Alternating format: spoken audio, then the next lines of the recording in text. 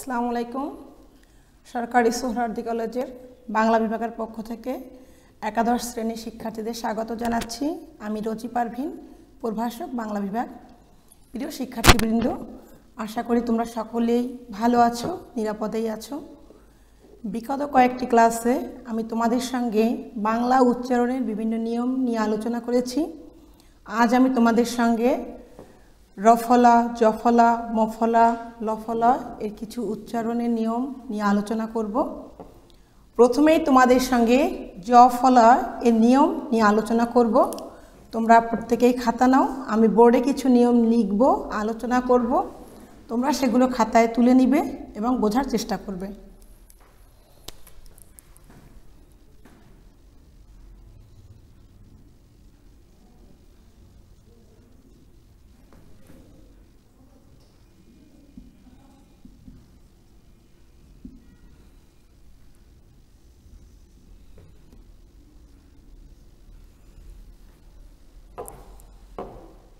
আমরা বাংলা ভাষায় লিখতে গেলে শব্দ, বাক্য যাই লিখতে চাই, শব্দের মধ্যে প্রায় আমরা জফলা লিখে থাকি এবং জফলার উচ্চারণ করে থাকি।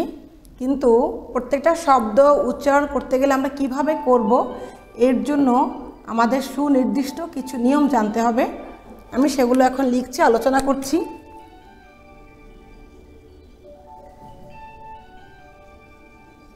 জফলা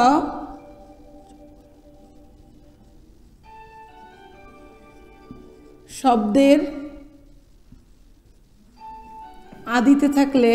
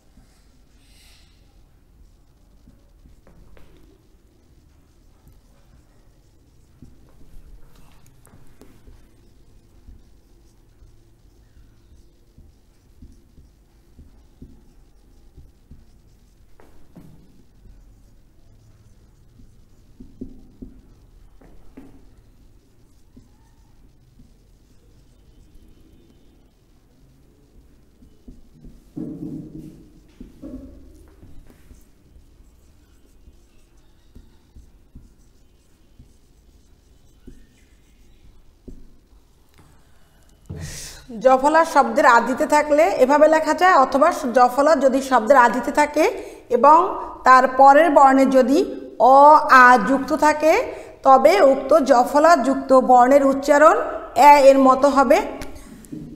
আমি এখানে একটি শব্দ লিখেছি, ব্যবহার। শব্দটির আদি যে বর্ণ রয়েছে ব, এর সঙ্গে জফলা যুক্ত রয়েছে এবং তার পরের বর্ণে ব রয়েছে। এই যে বটা, এটা ভাঙলে আমরা পাই বয় হসন্ত যোগ অ, তাহলে এটার সঙ্গে কিন্তু অবশ্যই একটি অ যুক্ত থাকে। তোমরা নিয়মটি খেয়াল করো যে শব্দের শুরুতে জফলা থাকে, তার পরের বর্ণে যদি অ থাকে, তাহলে এই যে জফলা যুক্ত যে বর্ণ, তার উচ্চারণটা এর মতো হবে। কিন্তু এখানে আছে ব, তাহলে এই বয়ের উচ্চারণটা কী হবে? ব্যা হবে। তাহলে আমরা ব্যা কীভাবে লিখব? বয় জফলা আকার দিব, ব্যা। এখন এই বটার উচ্চারণ জফলাযুক্ত বর্ণের পরে যে যে বর্ণ থাকবে, তার সঙ্গে যদি আকার, রস্যিকার, রস্যকার কোনো কিছু যুক্ত না থাকে, তাহলে এই বর্ণটির উচ্চারণ আমরা ও এর মতো করব। তাহলে কি হবে? এই একটা ওকার দিব, ব্যব, হয়াকার আর র আছে, শেষের বর্ণে যদি আকার রসিকার দীর্ঘিকার কোনো কিছুই না থাকে তাহলে কি হবে, শেষের বর্ণে একটি হর্ষন্ত দিতে হবে। তাহলে নিয়মটি দেখি, জফলা শব্দের আদিতে থাকলে বা জফলা যদি শব্দের আদিতে থাকে এবং তার পরের বর্ণে যদি অ বা আ যুক্ত থাকে তবে উক্ত জফলা যুক্ত বর্ণের উচ্চারণ এর মতো হবে। ব্যবহার লিখেছি, এটাকে ভেঙে দেখিয়েছি। বয় জফলা এরপরে ব থাকলে বয়ের উচ্চারণ এর মতো হবে। বয় জফলায় আকার দ্বিতীয় বর্ণের সঙ্গে যদি আ ও আকার রসিকার দীর্ঘিকার না থাকে এটার উচ্চারণ ও এর মতো হবে, এজন্য একটা ওকার দিতে হবে। এরপর রয়েছে হার, হয় আকার র, এখন হয় আকার দিব আর শেষের বর্ণে যদি আকার রসিকার কোনো কিছু না থাকে অবশ্যই একটি হর্ষন্ত ব্যবহার করতে হবে। আচ্ছা, দ্বিতীয় নিয়ম,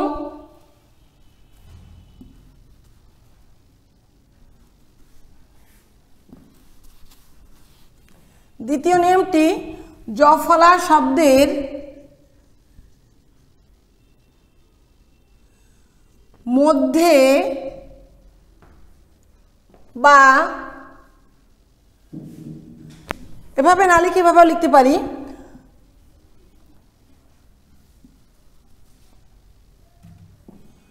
জফলা যদি শব্দের আদিতে থাকে, জফলা যদি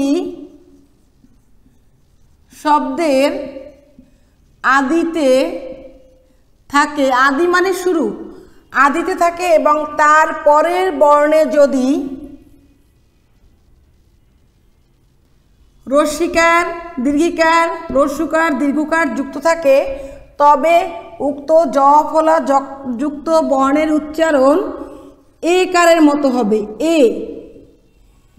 এ বা একার, এটাকে এভাবেও লেখা যায়, আমরা এ কার লিখতে পারি অথবা অবলিক দিয়ে একার লিখতে পারি। এ কার এর মতো হবে।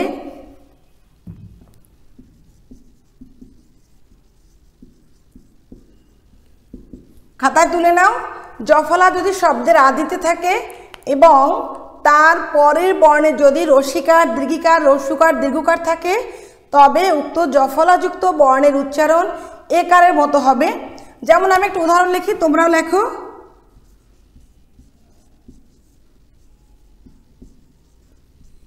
আমি একটি শব্দ লিখেছি ব্যতিক্রম, এটাকে আমরা শুদ্ধ উচ্চারণ যদি করি তাহলে বলবো ব্যতিক্রম, কিন্তু তোমরা অনেকেই এটাকে ভুলবশত ব্যতিক্রমও বলতে পারো, কিন্তু সেটা হবে না। এটাকে ব্যতিক্রম কেন উচ্চারণ করব সেটি আমি তোমাদের বলে দিচ্ছি। শব্দের শুরুতে জফলা রয়েছে, তার পরের বর্ণের সঙ্গে রস্যিকার রয়েছে। নিয়মের মধ্যে আছে যে জফলা এরপর যদি রস্যি দীর্ঘি রস্যু দীর্ঘ থাকে তাহলে জফলাযুক্ত বর্ণের উচ্চারণ একারের মতো হবে। তাহলে সে নিয়ম অনুসারে একারের মতো হবে। আমি কি করব, ব একটা একার দিব, বে তয় রস্যি বেতি। এখন এখানে রয়েছে কয় রফলা, কয় রফলা, রফলা নিয়ম আমি একটু পরেই তোমাদের বলবো, কিন্তু যেহেতু নিয়মের মধ্যে চলে আসছে এজন্য বলছি যে রফলাযুক্ত বর্ণের উচ্চারণের ক্ষেত্রে যদি রফলাযুক্ত বর্ণটা শব্দের মধ্যে থাকে তাহলে তার উচ্চারণ দ্বিত্ব হয়। দ্বিত্ব মানে দুইবার। তাহলে কিভাবে দুইবার হবে, ব্যতিক, এই যে বর্ণটা কয় রফলা এটাকে আমরা এভাবেও দিতে পারি। তাহলে এটাকে দুইবার কি, প্রথমে কয় হসন্ত দিলাম, কয় হসন্ত ব্যতিক। এবার দ্বিতীয়বার যে কটা উচ্চারণ করব সেটাকে আমরা ও এর মতো দিব। এই যে রফলাটা রয়েছে এই রফলা যুক্ত করে এটাকে ও লিখব, কিন্তু রফলা ছাড়া কিন্তু এটাকে ওকার দেয়া যাবে না। আর শেষের যে বর্ণ থাকে সেটা তো অবশ্যই আমরা হসন্ত দেবো, এটা অনেক আগেই বলেছি যে শেষ বর্ণের সঙ্গে আকার রসিকার দীর্ঘিকার কোনো কিছু না থাকলে শেষের বর্ণে কি করতে, একটা হসন্ত দিতে হবে। তাহলে নিয়মটা আবার দেখি, জফলা যদি শব্দের আদিতে থাকে এবং তার পরের বর্ণে যদি রসিকার দীর্ঘিকার রস্যকার দীর্ঘকার থাকে তাহলে উক্ত জফলাযুক্ত বর্ণের উচ্চারণ একারের মতো হবে। তাহলে এই শব্দটাকে আমরা কি উচ্চারণ করব, ব্যতিক্রম। নেক্সট নিয়ম তোমরা তুলে নাও।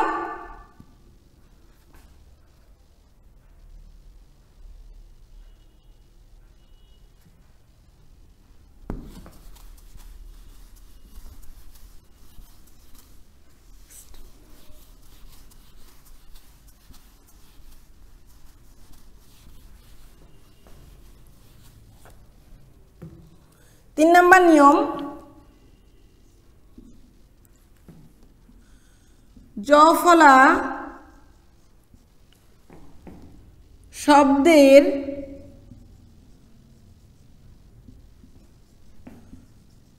মধ্য বা শেষ বর্ণের সাথে থাকলে উক্ত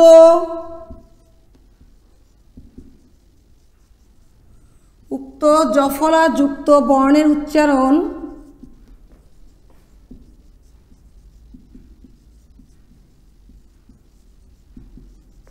উচ্চারণ দ্বিত্ব হবে। দ্বিত্ব মানে দুইবার। যেমন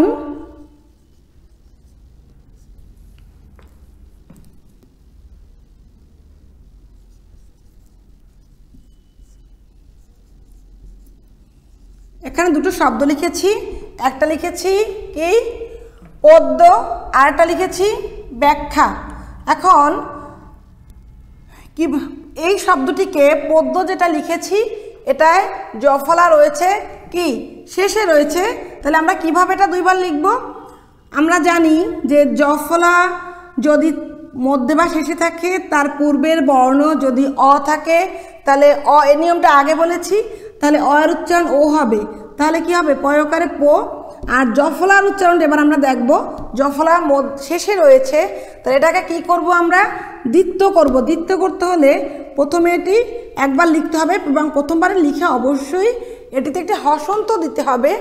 এরপরে কি হবে পোত দয়কারে দো, শেষের বর্ণ এই বর্ণের সঙ্গে যদি আমাদের আকার রসিকার কোনো কিছু না থাকে তাহলে আমরা বর্ণটিকে ও এর মতো ব্যবহার করব। তাহলে কি হলো, যেহেতু প্রথমে প আছে, প এর সঙ্গে অ আছে, অ যদি থাকে তারপরে জফলা থাকে তাহলে অর উচ্চারণ ও হবে, সেই হিসাবে একটা ওকার দিলাম। এরপর জফলাযুক্ত বর্ণের উচ্চারণ, জফলা যদি মধ্যে বা শেষে থাকে দ্বিত্ব হবে। দ্বিত্ব হতে হলে প্রথমবারে ওই বর্ণে একটা হসন্ত দিতে হবে এবং পরবর্তীতে দেখব যে এই বর্ণে কি আকার রসিকার কোনো কিছু নেই, তাহলে দ্বিতীয় বর্ণ লেখার সময় অবশ্যই একটি ওকার ব্যবহার করতে হবে। এবার দেখি ব্যাখ্যা। দেখো প্রথমেই জফলা রয়েছে এবং আকার রয়েছে।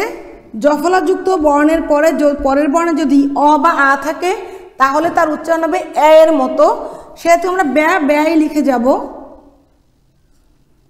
এবার ক্ষয় জফলা রয়েছে, এক্ষেত্রে তোমাদের আর একটা বিষয় লক্ষণীয়, তোমরা দেখো যদি ক্ষয় জফলা থাকে তাহলে আমরা এটা খটাকে আমরা বলেছি দ্বিত্ব করব, কিন্তু খ যদি থাকে সেক্ষেত্রে আমরা প্রথমে কয়ের উচ্চারণ করব তারপরে খ। এরকম আরও কয়েকটি বর্ণ রয়েছে, আমি লিখছি।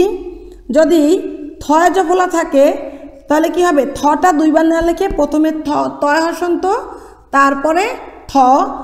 যদি ভয় জফলা থাকে তাহলে কি হবে, বয় হসন্ত তারপরে ভ। যদি ক্ষীয় থাকে শব্দের মধ্যে কয় হসন্ত তারপরে খ।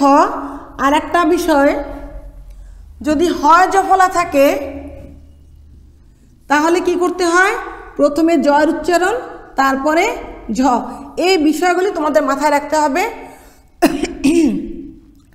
তাহলে ক্ষয় জফলা থাকলে কি হবে, আমরা উচ্চারণের সময় নিয়ম যেহেতু খটাকে দ্বিত্ব করব, কিন্তু খ ভ আর কি লিখেছি এখানে থ ক্ষীয় ঝ, এক্ষেত্রে জফলা থাকলে আমরা নিম্নোক্ত নিয়মগুলো দেখব। কি নিয়ম, প্রথমে ক দিব ব্যাক, তারপরে ক্ষয়াকার দিব ব্যাখ্যা।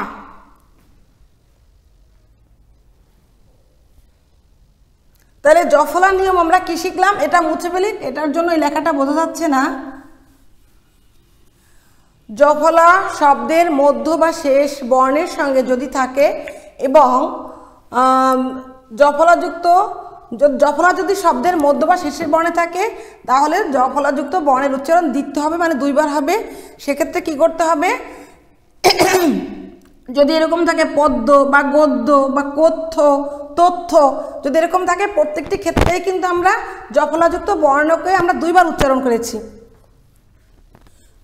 এটি তুলে না আমি মুছে ফেলবো।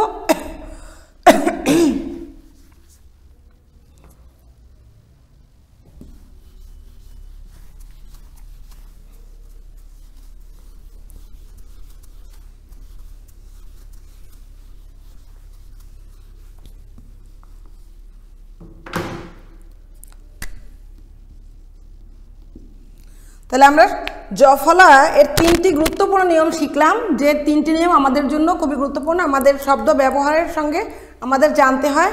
একটু হচ্ছে জফলা শব্দের শুরুতে থাকলে তারপরে অ থাকলে জফলাযুক্ত বর্ণের উচ্চারণ এর মতো হবে। দ্বিতীয়টি, জফলা শব্দের শুরুতে থাকলে তারপরের বর্ণে যদি আকার, রস্যিকার দীর্ঘিকার, রস্যকার দীর্ঘকার থাকে তাহলে জফলাযুক্ত বর্ণের উচ্চারণ এর মতো হবে। আর জফলা শব্দের মধ্য বা শেষে থাকলে তার উচ্চারণ দিতে হবে। এই তিনটি নিয়ম। এবার আমরা দেখব রফলায়ের নিয়ম। প্রথম নিয়ম, রফলা যদি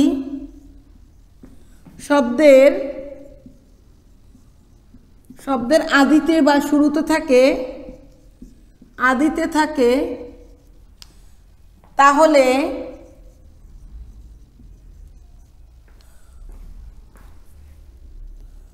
উক্ত রফলাযুক্ত বর্ণের উচ্চারণ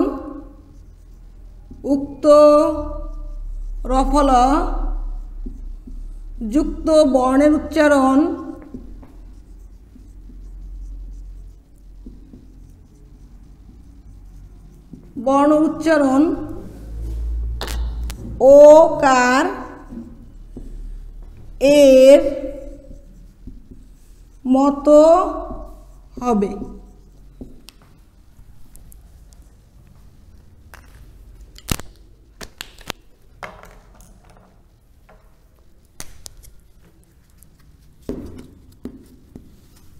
আবার লিখে দিচ্ছি, ওকারের মতো হবে। যেমন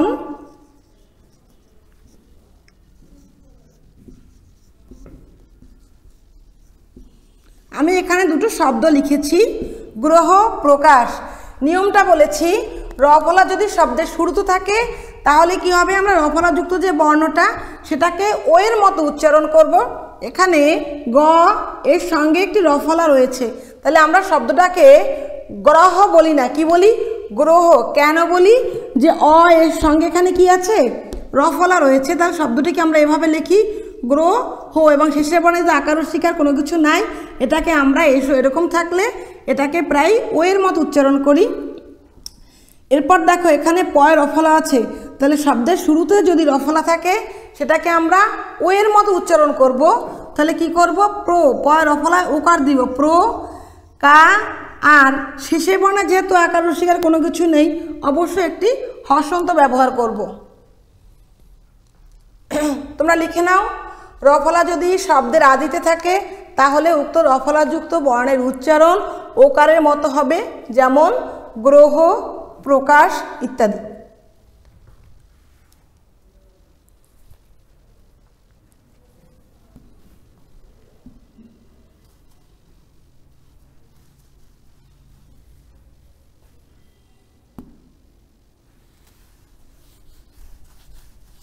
দ্বিতীয় নিয়ম, রফলা যদি শব্দের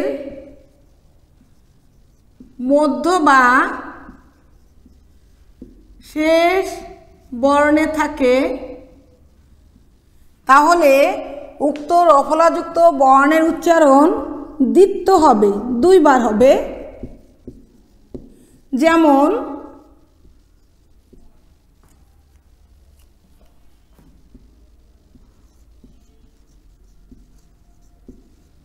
একটি শব্দ লিখেছি, অগ্রাহ্য, গ্রাহ্য, অগ্রাহ্য।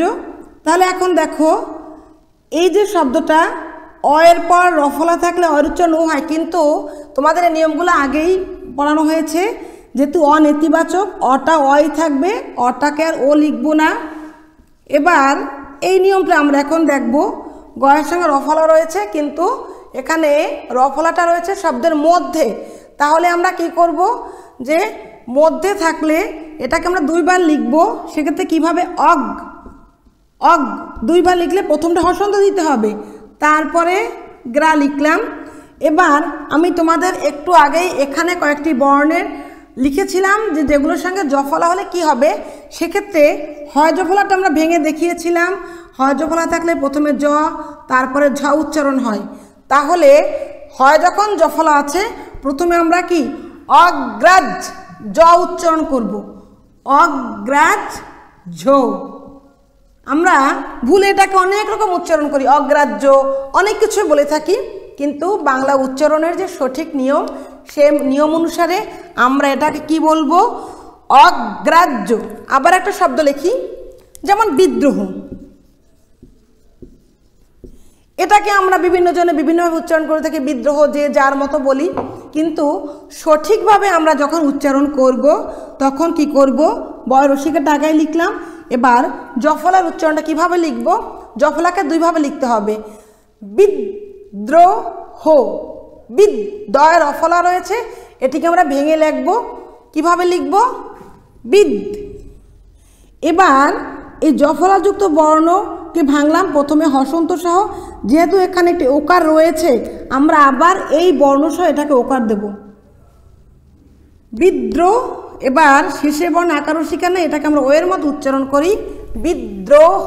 কি উচ্চারণ করব, বিদ্রোহ, কিন্তু ভুলে এটাকে আমরা উচ্চারণ করি বিদ্রোহ, এভাবে বলি বিদ্রোহ বলি, কিন্তু বিদ্রোহ। আর একটা গুরুত্বপূর্ণ শব্দ যেটা আমরা প্রতিনিয়ত সবাই ব্যবহার করে থাকি, কিন্তু শব্দটিকে তোমরা যখন পরীক্ষায় লিখতে যাও তখন তোমরা শব্দটিকে ভুলভাবে লেখো।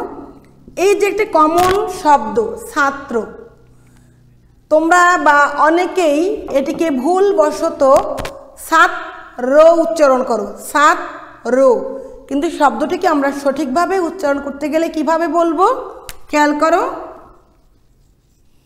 আমি যে এই বর্ণটা লিখেছি এটা কি, এই যে ত লিখলাম, তয়ের সঙ্গে একটা রফলা, কিন্তু বাংলা ভাষায় তয়ের সঙ্গে যখন আমরা রফলা লিখি তখন আমরা এটাকে এভাবে লিখি, কিভাবে লিখি, এ লিখে এর উপর একটা মাত্রা দেই, এটা হচ্ছে তয় রফলা। তাহলে আমরা কি করব, ছয় আকার দিলাম, এবার রফলাযুক্ত বর্ণ উচ্চারণ দিতে হবে, তাহলে কি হবে, তয় হসন্ত ছাত। এবার তোমরা যেটা ভুল করো সেটা হচ্ছে তোমরা এই বর্ণে কি করো, র আকারে রো লিখে ফেলো, কিন্তু অবশ্যই এটা হবে না, এটা অবশ্যই ভুল। কি করতে হবে, এইটাকে আমরা দুইবার লিখবো। আমি কিন্তু বারবার বলেছি রফলাযুক্ত বর্ণের উচ্চারণ দুইবার লিখতে হবে। সেক্ষেত্রে আমাদের কি করতে হবে, এটাকে প্রথমে ভাঙিয়ে তয় হসন্ত দিতে হবে, পরের বার এই বর্ণযুক্তটা এটাকেই আমরা রয় ওকারে ওকার দিব। সেই হিসেবে কিভাবে দিব, এই যে তয় রফলা সহ আবার একটা ওকার ব্যবহার করব। তাহলে এই শব্দটাকে আমরা কিভাবে লিখব, ছাত্র। আচ্ছা, রফলার নিয়ম আমরা শেষ করলাম। তাহলে রফলার যে গুরুত্বপূর্ণ নিয়ম সেখানে কি, যে রফলা যদি শব্দের শুরুতে থাকে তাহলে কি হবে, যে ওটাকে ওয়ের মতো উচ্চারণ করব, আর রফলা শব্দের মধ্য বা শেষ বর্ণে যদি থাকে তাহলে তার উচ্চারণ দিতে হবে। আচ্ছা, এরপরে আমরা ল ফলায়ের উচ্চারণ দেখব।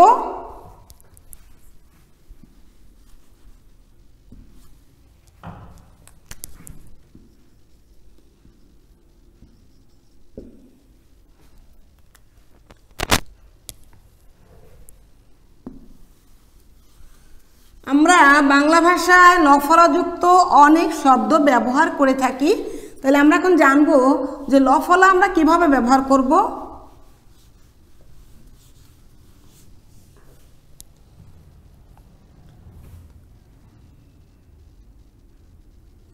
লফলা শব্দের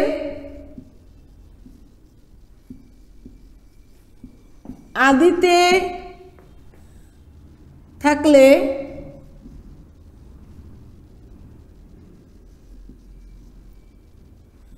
এর উচ্চারণ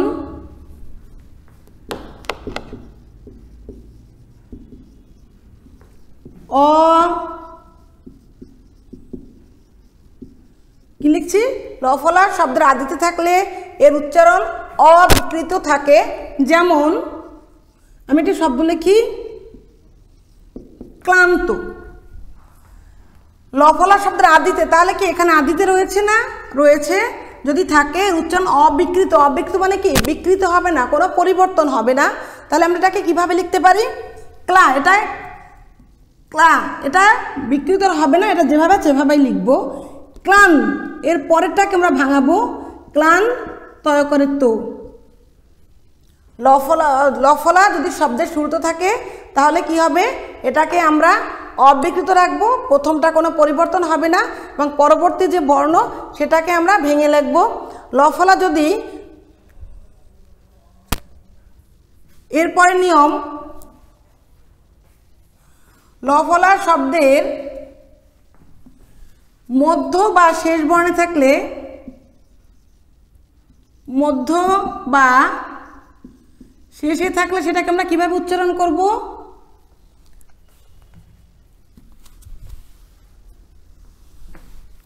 শেষে থাকলে লফলা যুক্ত বর্ণের উচ্চারণ দিতে হবে। যেমন অক্লেশ, একটা শব্দ ক্লেশ, অক্লেশ, এটাকে আমরা কিভাবে লিখব? দিতে হবে। তাহলে ক দিতে হবে অক ক্লেশ। আমরা লফলা দিয়ে কি শিখলাম? এরপরে তালেব বসার সঙ্গে যদি আমরা লফলার আরেকটি নিয়ম রয়েছে, 3 নম্বর নিয়মটা লিখে নাও।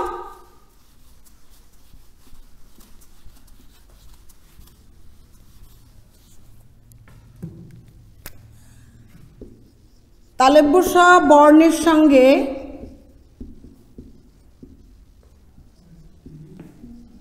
লফলা থাকলে তালেব বসা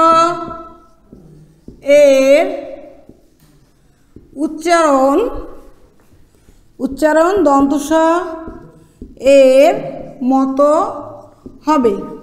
যেমন